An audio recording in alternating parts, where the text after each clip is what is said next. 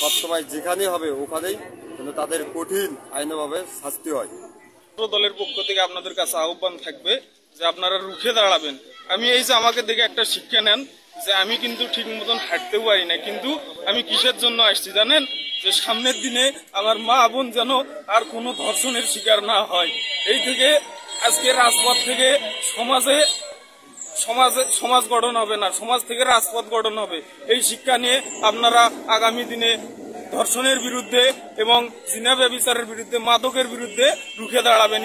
ধর্ষক আসলে কোনো দলের বা কোনো মতের হইতে পারে না। ধর্ষকের পরিচয় যেন ধর্ষক, এই পরিচয় নিয়ে বাংলাদেশ জাতীয়তাবাদী ছাত্র দলের পক্ষ থেকে আমরা জোরালো দাবি জানাচ্ছি প্রশাসনের কাছে, যেন যে কোনো ধর্ষকের বিচার অতি দ্রুত, সারা বাংলাদেশের যে কোনো ধর্ষকের বিচার অতি দ্রুত সম্পন্ন করে, এই আহ্বান রাখতেছি। বাংলাদেশ